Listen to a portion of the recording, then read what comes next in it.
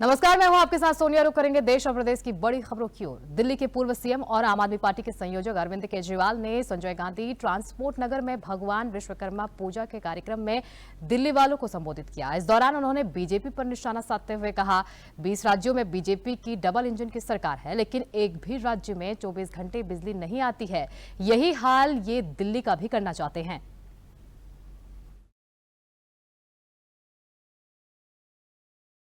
प्रदेश की धार्मिक नगरी चित्रकूट के घाट पर गधों का मेला लगाया गया। हर साल दिवाली पर यह मेला लगाया जाता है, जो 3 दिन तक चलता है। इस दौरान हजारों गधे और खच्चर बेचे और खरीदे जाते हैं। इस बार मंदाकिनी नदी के तट पर आयोजित मेले के दौरान गधों पर बोली लगी। इस बोली में सलमान खान और शाहरुख खान नाम के गधों पर गैंगस्टर लॉरेंस बिश्नोई नाम का गधा भारी पड़ गया।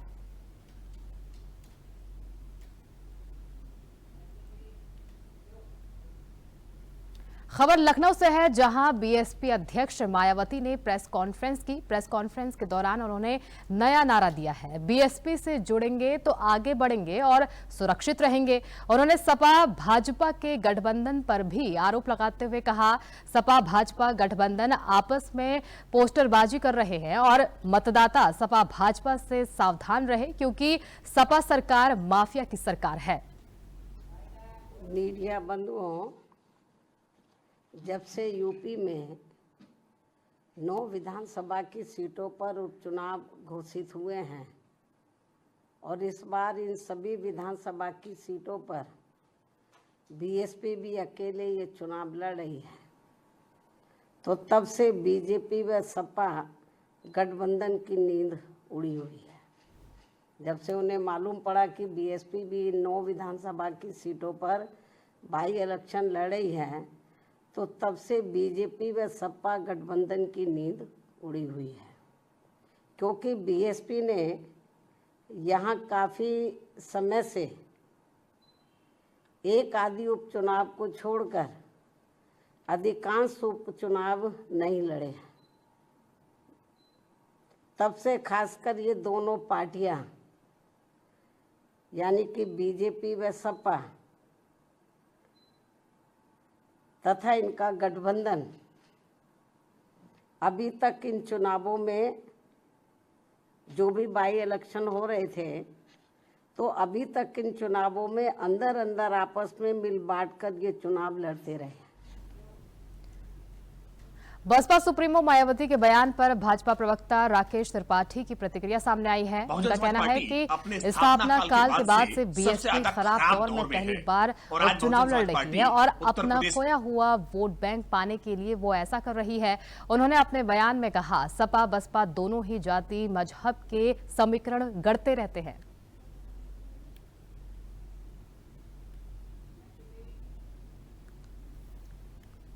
बिहार के पूर्णिया लोकसभा सीट से राजेश रंजन उर्फ पप्पू यादव को धमकी देने का मामला सामने आया है। आरोपी खुद को लॉरेंस बिश्नोई गैंग का सदस्य बता रहा है, जिसे अब पुलिस ने दिल्ली से गिरफ्तार कर लिया है। आरोपी के पास से पुलिस ने धमकी देने के लिए इस्तेमाल किए गए मोबाइल फोन और सिम कार्ड को भी बरामद किया है। दरअसल पूर्णिया सांसद पप्पू यादव ने मुंबई में बीते दिनों बॉलीवुड अभिनेता सलमान खान से मुलाकात की थी। इसके साथ ही उन्होंने सलमान खान के करीबी दोस्त कहे जाने वाले बाबा सिद्दीकी के हत्याकांड को लेकर बयान दिया था। रहा था कि जो पूर्णिया के सांसद हैं माननीय श्री पप्पू यादव जी को धमकियां मिल रही हैं व्हाट्सएप के द्वारा और अन्य माध्यमों से, तो इसी में जो सूचना इकट्ठा हुई उसमें माननीय सांसद के द्वारा भी एक नंबर बताया गया जिसपे उनको कॉल आया था। ये नंबर दुबई का था, यूएई का रजिस्टर्ड नंबर था, जिसमें जो 971 का कंट्री कोड है 5013387776। इस नंबर से उनको सबसे पहले धमकी आया था और अन्य भी कई नंबरों से उनको लगातार धमकी मिल रही थी। इस संबंध में जानकारी प्राप्त होते ही एक कांड दर्ज किया गया है, इसमें अनुसंधान शुरू किया गया था और आज श्री पप्पू यादव जी का आज आवेदन भी प्राप्त हुआ इसको लेकर। इसमें अनुसंधान चल रहा था। इसमें जानकारी पता चली कि इस मोबाइल में जो इस्तेमाल सिम था उसके थ्रू उनसे धमकी दी गई थी, जो सिम और मोबाइल रिकवर कर लिया गया है। केदारनाथ विधानसभा उपचुनाव कांग्रेस के लिए काफी महत्वपूर्ण है। कांग्रेस के तमाम वरिष्ठ नेता चुनावी प्रचार को धार देने के लिए जल्द केदारनाथ विधानसभा क्षेत्र में पहुंचेंगे। कांग्रेस की प्रदेश प्रवक्ता गरिमा दसौनी का कहना है कि कांग्रेस मंगलौर और बद्रीनाथ विधानसभा उपचुनाव में जीतने के बाद जीत की हैट्रिक लगाने का पूरा प्रयास करेगी। कांग्रेस ने अपने 40 स्टार प्रचारकों की सूची जारी कर दी है, जिसमें प्रदेश प्रभारी कुमारी शैलजा समेत 2 सह प्रभारी, पूर्व मुख्यमंत्री, प्रदेश अध्यक्ष, पूर्व प्रदेश अध्यक्ष, नेता प्रतिपक्ष और उपनेता प्रतिपक्ष जैसे कई बड़े नाम शामिल हैं। उन्होंने कहा कि सभी को महत्वपूर्ण जिम्मेदारी दी जाएगी, जिससे कि कांग्रेस को वहां बड़ी जीत हासिल हो सके। केदारनाथ उपचुनाव हर लिहाज से बहुत ही महत्वपूर्ण चुनाव है, न सिर्फ उत्तराखंड कांग्रेस के लिए बल्कि ये देश को दिशा देने वाला, एक संदेश देने वाला चुनाव है। अयोध्या और बद्रीनाथ हारने के बाद अगर केदारनाथ में भी हम हैट्रिक लगाते हैं तो निश्चित रूप से ये कांग्रेस पार्टी के लिए बूस्ट करने वाला चुनाव हो सकता है। उसमें एक नई ऊर्जा और नई शक्ति प्रदान करने वाला चुनाव हो सकता है। देश भर में गोवर्धन पूजा हर्षोल्लास के साथ मनाई गई। नैनीताल के मल्लीताल गौशाला में गोवर्धन पूजा का आयोजन किया गया, जिसमें शहर की महिलाओं ने गाय की पूजा अर्चना कर गाय को भोग लगाया। मान्यता है कि कार्तिक शुक्ल प्रतिपदा के दिन घरों एवं मंदिरों में विशेष पूजा का आयोजन किया जाता है। इस दिन पशुधन रखने वाले लोग अपने पशुओं का विशेष श्रृंगार करते हैं। भगवान खुद गोवर्धन रूप का, हाँ, गाय के गोवर्धन के रूप में भगवान खुद वहाँ पर अवतरित हो गए और सारी पूजा उन्होंने ग्रहण की। और उसके बाद इंद्र ने फिर क्रोध किया, बारिश इतनी बरसा दी कि बिल्कुल बहुत त्राही हो गई, बहुत ज्यादा। फिर भगवान ने अपनी एक छोटी सी उंगली से पूरे गोवर्धन पर्वत को उठा के पूरे वृक्ष की रक्षा की। तो उसी दिन से गोवर्धन पर्व मनाया जाता है। इसका महत्व यह है कि यह गोवर्धन पूजा गाय की पूजा की जाती है। इंद्र के घमंड को सूर करने के लिए कृष्ण भगवान ने गोवर्धन पर्वत को अपने तर्जनी अंगुली में धारण किया हुआ था। रुद्रप्रयाग के विश्व प्रसिद्ध 11वें ज्योतिर्लिंग केदारनाथ धाम के कपाट रविवार को भैया दूज के पावन पर्व पर सुबह 8:30 पर शीतकाल के लिए बंद हो गए हैं। ओम नमः शिवाय, जय बाबा केदार के जय घोष तथा भारतीय सेना के बैंड की भक्तिमय धुनों के बीच वैदिक विधि विधान व धार्मिक परंपराओं के साथ कपाट बंद कर दिए गए। बद्रीनाथ केदारनाथ मंदिर समिति अध्यक्ष अजेंद्र अजय समेत 15,000 से अधिक श्रद्धालु कपाट बंद होने के साक्षी बने। कपाट बंद होने के अवसर पर मंदिर को भव्य रूप से फूलों की माला से सजाया गया था। हिमालय की दिव्य उपत्यकाओं में उपस्थित भगवान श्री केदारनाथ जी का दिव्य मंदिर 12 ज्योतिर्लिंगों में से केदारेश्वर ज्योतिर्लिंग आज भैया दूज के दिन भगवान श्री केदारनाथ जी के श्री कपाट बंद कर दिए गए और प्रातः काल में भगवान का जो है महाभिषेक कर, भगवान का श्रृंगार कर, महाभोग लगा करके भगवान को समाधि पूजन करके समाधि में भगवान शिव इस जगत के कल्याण के लिए, इस जगत के शिव भक्तों के कल्याण के लिए भगवान शिव इस हिमालय की दिव्य श्रृंखला में तब में विराजमान। आज से इस दिव्य स्थान पर देव पूजा प्रारंभ हो गई। हिमालय की दिव्य परंपरा है, 6 माह तक नर पूजा है। 6 माह तक यहाँ पर मानव उनके द्वारा भगवान का दर्शन, अर्चन, पूजन, उनकी उपासना, उनके लिए जप तप किया जाता है। विश्व प्रसिद्ध यमुनोत्री धाम के कपाट भैया दूज के पावन पर्व पर आज रविवार को 12:05 पर अभिजीत मुहूर्त में वैदिक मंत्रोच्चार के साथ शीतकाल के लिए बंद कर दिए गए, जिसके बाद शीतकाल में 6 माह तक मां यमुना के दर्शन उनके शीतकालीन प्रवास खुशीमठ खरसाली में किए जाएंगे।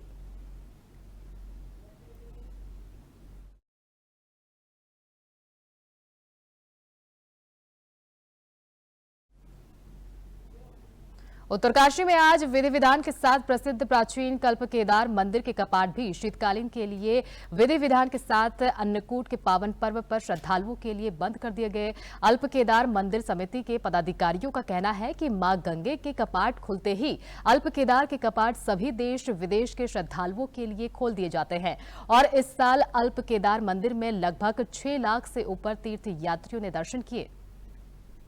भगवान की जय, गंगा मैया की जय।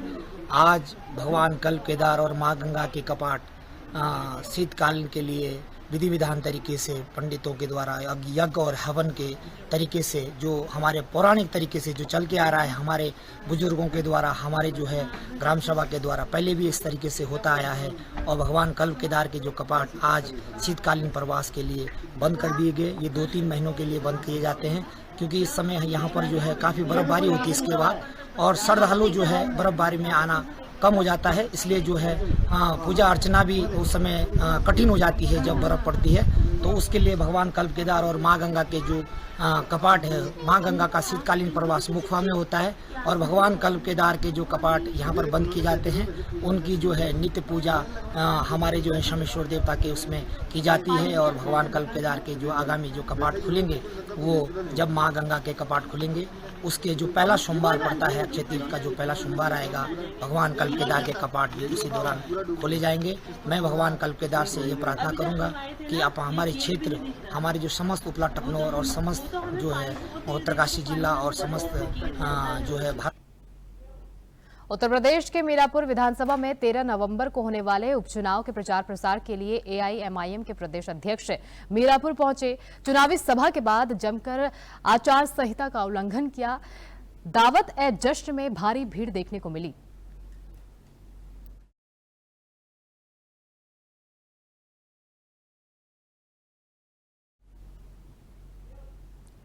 खबर देहरादून से है, जहां दून अस्पताल की इमरजेंसी में दीपावली के दिन डॉक्टरों की अतिरिक्त ड्यूटी लगाई गई थी। इसके अलावा बर्न वार्ड में भी 2 डॉक्टर ज्यादा दिए गए थे। वहीं सीएमओ ने सभी अस्पतालों को विशेष सतर्कता बरतने के निर्देश दिए थे, ताकि पटाखों के जलने वाले लोगों का सही से उपचार हो सके। दून अस्पताल के त्वचा रोग विशेषज्ञ डॉक्टर मुकेश कुमार ने बताया कि इस बार दीपावली में दून अस्पताल के इमरजेंसी में अधिकतर केस बर्न के आए हैं।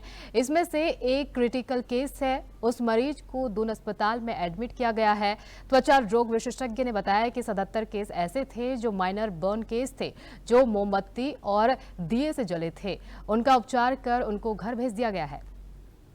कल हमारे पास लगभग 78 केसेस आए हैं बर्न के, जिसमें से एक मेजर केस था जिसको हमने एडमिट करा हुआ है। बाकी 77 केसेस ऐसे थे जो माइनर बर्न के थे, फायर क्रैकर या फिर मोमबत्ती या दिए इस तरह से जल के आए थे, जो कि ट्रीटमेंट के बाद डिस्चार्ज कर सकते हैं। पीलीभीत के पूरनपुर मोहल्ला खानकाहा के रहने वाले संजय खान मुलायम सिंह यूथ ब्रिगेड के जिलाध्यक्ष हैं। एक महिला ने 28 अक्टूबर को पुलिस से शिकायत करते हुए अपनी नाबालिग पुत्री का अपहरण और सामूहिक दुष्कर्म करने का आरोप लगाते हुए संजय खान और सरताज के खिलाफ मुकदमा दर्ज कराया है। वहीं इस मामले को गंभीरता से लेने की मांग को लेकर सपाइयों ने सड़कों पर उतरकर आंदोलन की चेतावनी दी है। मैं संजय खान, पूर्व में हुई मेरे बेटे की पैदाइश, क्योंकि पैदाइश होने के बाद मेरे बेटे की तबीयत ज़्यादा ख़राब होने के कारण मैं बरेली में उसको एक प्राइवेट अस्पताल में लेकर आया। तब से मैं बरेली में ही हूँ लगातार। अभी जैसा कि मालूम चला है कि 28 तारीख को मेरे खिलाफ एक महिला ने अपनी पुत्री को यूज करके अपनी पुत्री से और महिला खुद शामिल होकर एक मुकदमा मेरे खिलाफ दर्ज करा दिया। महिला वो है जिसने पहले भी एक हिंदू समाज के भाई के ऊपर दी तहरीर पर समझौता करके 70,000 रुपये ले लिए। फिर उसके बाद इसी महिला ने रामपुरा निवासी अकरम और शकील के खिलाफ भी इन्हीं संगीन धाराओं में मुकदमा दर्ज कराया। फिर उसके बाद इसी महिला ने चंगेज खान के ऊपर भी संगीन धाराओं में, इसी टाइप की धाराओं में मुकदमा दर्ज कराया। फिर 28 तारीख को इसने सरताज के साथ मुझे जोड़कर मेरे खिलाफ भी संगीन धाराओं में मुकदमा दर्ज कराया। अब कौन है सरताज, कहाँ रहता है, मैं नहीं जानता, ना मैंने उसको कभी देखा है और ना मैं उसको जानता हूँ। मैं पुलिस प्रशासन से गुजारिश करना चाहता हूँ कि ऐसे फर्जी मुकदमे की निष्पक्ष जांच करके इस मुकदमे को खारिज कर दिया जाए। देखिए, भारतीय जनता पार्टी के लोग पूरनपुर में क्या जनपद पीलीभीत के साथ पूरे प्रदेश में बौखलाए हुए हैं।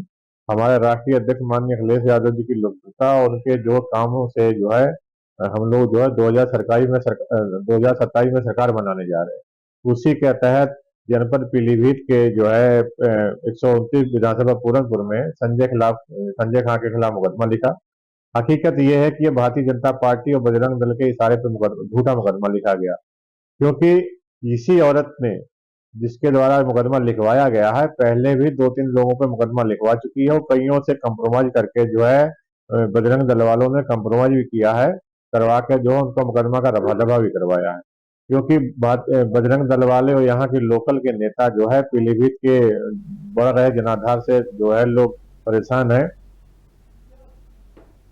उत्तर प्रदेश के मुजफ्फरनगर जनपद में स्थित सिविल लाइन थाना क्षेत्र में विशेष समुदाय के कुछ युवकों ने पड़ोसी के मकान में जबरन घुसकर युवतियों के साथ छेड़छाड़ और परिवार के साथ मारपीट की। बताया जा रहा है कि जिस समय पीड़ित परिवार अपने घर में गोवर्धन पूजा कर रहा था, उसी दौरान इस युवाओं ने घर में घुसकर घटना को अंजाम दिया। पीड़ित परिवार के लोगों का आरोप है कि घटना के दौरान आरोपियों ने गोवर्धन पूजा पर भी थूकने का काम किया। घटना की सूचना आग की तरह क्षेत्र में फैल गई, जिसके बाद बीजेपी के पूर्व जिलाध्यक्ष विजय शुक्ला तुरंत हिंदू समाज के लोगों के साथ मौके पर पहुंचे और आरोपियों की गिरफ्तारी की मांग की है।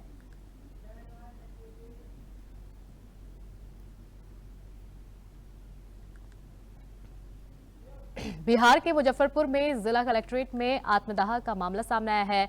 एनएचआरसी में अब जिले के डीएम और एसएसपी को तलब किया है। एनएचआरसी ने इसे मानवाधिकार का गंभीर उल्लंघन भी बताया है। वहीं आयोग ने डीएम और एसएसपी को मामले में कार्रवाई करते हुए 8 सप्ताह के भीतर रिपोर्ट मांगी है।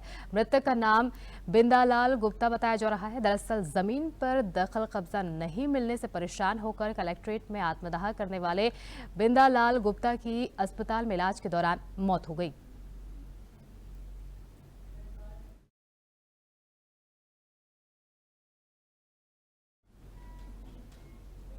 बिहार के मुजफ्फरपुर रेलवे जंक्शन पर छठ को लेकर यात्रियों की आ रही भीड़ पर आरपीएफ और जीआरपी की पैनी नजर टिकी हुई है। जीआरपी के इंस्पेक्टर रंजीत कुमार और आरपीएफ के इंस्पेक्टर मनीष कुमार ने अपने दलबल के साथ मुजफ्फरपुर जंक्शन में आ रहे और जा रहे यात्रियों का सघन जांच अभियान शुरू कर दिया है।